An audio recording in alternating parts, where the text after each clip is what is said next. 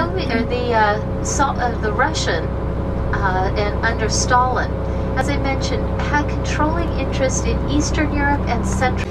That you just fought a world war, and we'll talk a lot more about the history of World War II as we go along in the next several days.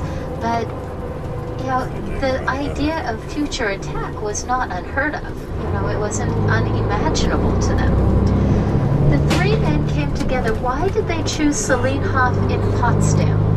Well, first of all, as I mentioned, that you're at a higher altitude than I am, so if you look over the fence on your right, you start to see the grounds.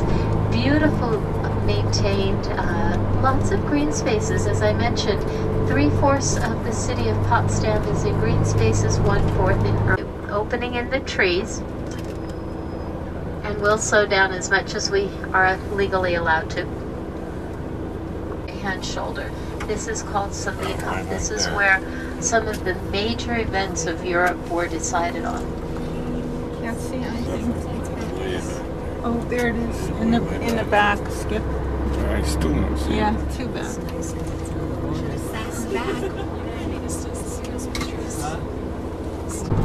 Now you have to understand that, oh, we're doing a tour exchange here, right in the middle of the bridge.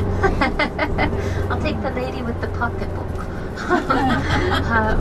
So, right in the middle of the bridge, Checkpoint Charlie. served as a checkpoint. Coming in and out of East and West Berlin, because of the bisection of the Berlin Wall and the political dissection of the wall, they had a lot of issues with commuting. Because the road we're traveling on, we couldn't travel on. We had to reroute and go around. And if you were going, because of this particular section, if you wanted to go from West Berlin to West Berlin, you had to go through East Berlin or go clear around the city. So, women with cancer, breast cancer awareness, and so forth. So, and you'll see lots and lots of different designs throughout quite a the city. distance. It's a very trying to get up to the counter to find something to eat. I do recommend going in and using the restrooms and then come back down to the street level. Across the street from where we park the bus, there is a little outdoor market like Tuesday afternoon. And 3 years later, in 1907, we have the they same built the guy, KaDeWe. but this is a different voice. German, Kaufhaus des Westens, department store of the West. For the afternoon. And it's the largest one in Germany. And I really recommend normally to take an elevator and go to the 6th floor. Yes, there's an incredible big food department. There's also a 7th floor, but the 6th floor is, I think, much better. Well, we are here in the western part of the city. The wall came down in 1989. Normally there shouldn't be east and west anymore, but there's still a lot of, or there's still animosity left between east and west, because you shouldn't underestimate the Emperor Wilhelm Memorial Church. And there is, behind the restoration, there's a church which was badly damaged in World War II, and then they left standing the tower as a memorial against war destruction. Now they restore the ruin, you know, yes? And the new churches around here on the right, they were built in the 60s. And important to mention are the 25,000 little glass windows, very impressed of.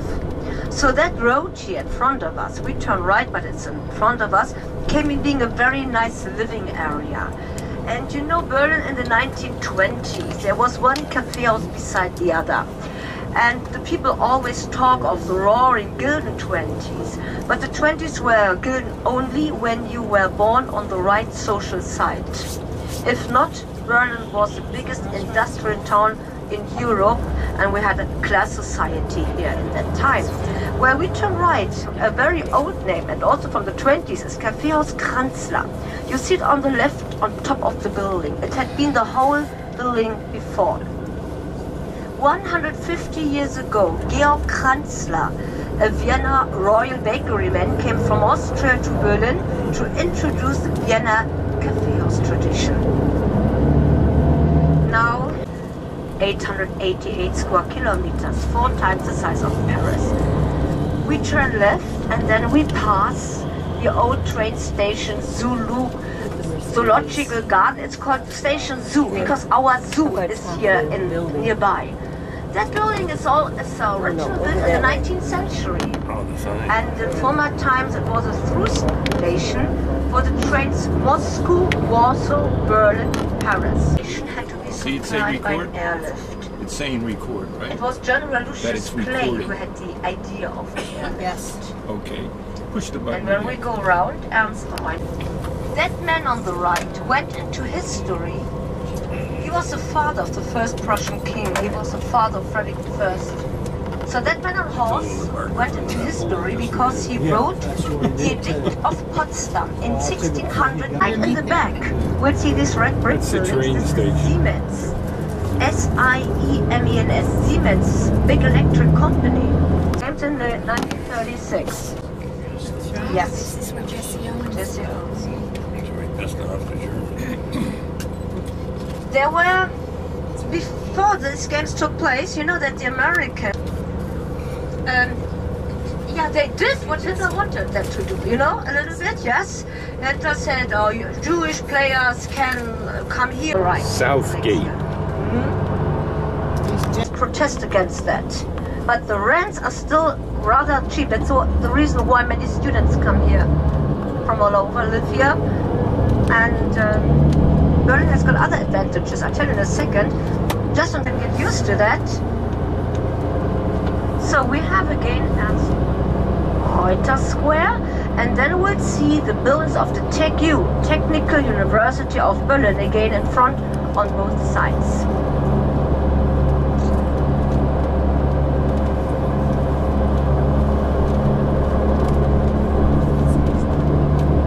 So many Tiergarten means if it translates. So Victory Column, Prussian. And then on the right, the brand new embassy of Saudi Arabia. This one. Yeah. Saudi Arabia Embassy. Saudi Arabia. So that's some kind of high school, a Catholic high school here. Japanese From the embassy. 30s. And the next Italy, also from the 30s. Maybe this was Italy. This is Italy. Yeah. that's it. So here next on the right here will be the embassy of Turkey. This is Turkey. South Africa. South Africa. And the red one is India. India. And that's yeah, and here on the right the Baden-Württemberg representation. Baden-Württemberg is a rich state in the southern part of Germany. And that's the embassy of Austria. Austria. Well, I said Karloff, I said decadent people. Well, I think a lot of people wish they had a Karloff because there's something going. They don't want rich people living in their neighborhood. Yes. Yes. These are young anarchists or something like that. Well, we have now the new Philharmonic Hall, the busiest place in Germany. Here was so much life and traffic that they built the first traffic light of Europe here in the year 1923. Then they built then the Second World War came from 39 to 45. Then they built the wall in 61. So you can say from 45, end of the second standing here, it was a desert and no man's land. And then they rebuilt everything. Sony on the left, Mercedes Center on the right. Apartments, hotels, shops. And on the Sony Center is that roof construction. You can't see it so well from here, but there's a roof construction on top of the Sony Center. And that's a symbol for the Fujiyama. There's the fastest elevator of Europe. In 9 seconds you're on top. 96 meters. Here on the right.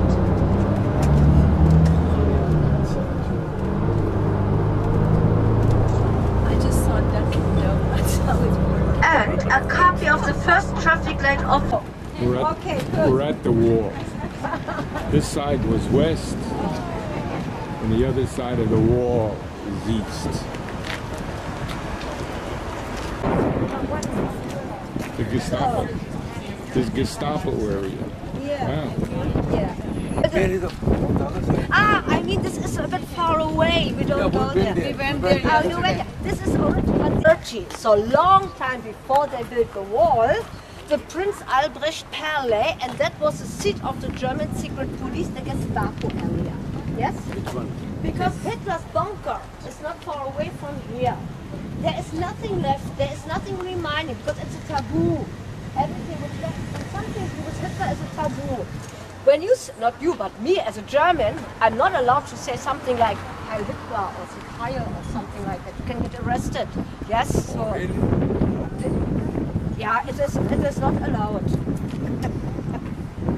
And Hitler's bunker was on Potsdam Square. There's nothing left, but I mean, it is close to here.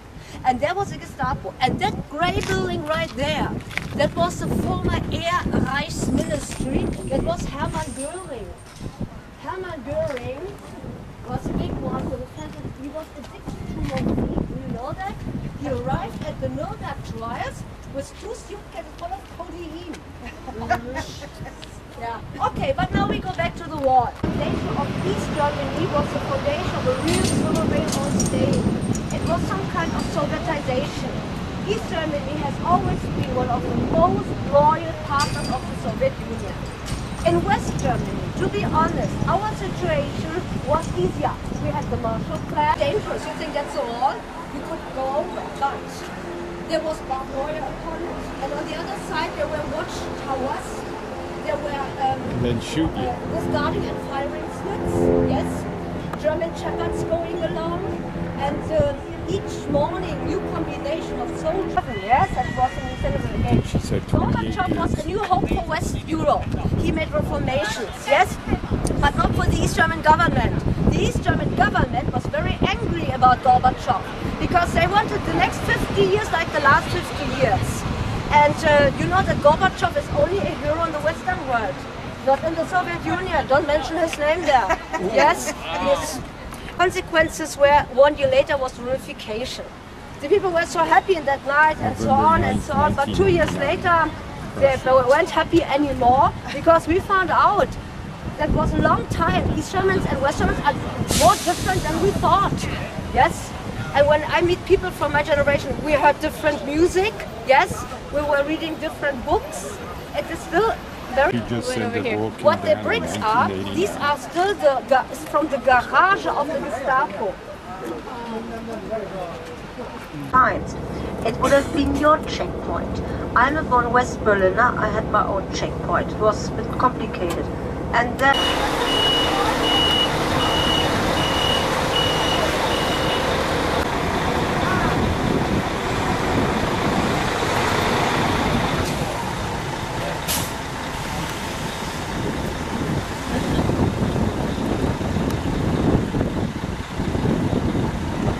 I guess this is where they would check the people across the wall. He tried to steal the wall, an 18-year-old, and they shot him. Special do-it-yourself postcards. Border crossing. Picture of the wall. No.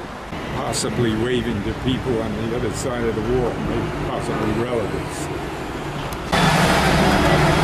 This is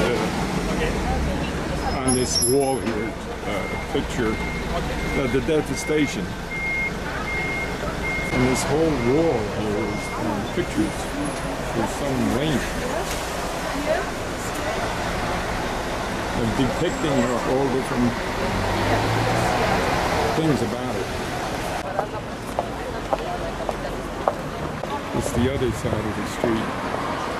I've gone far enough, we got to be back.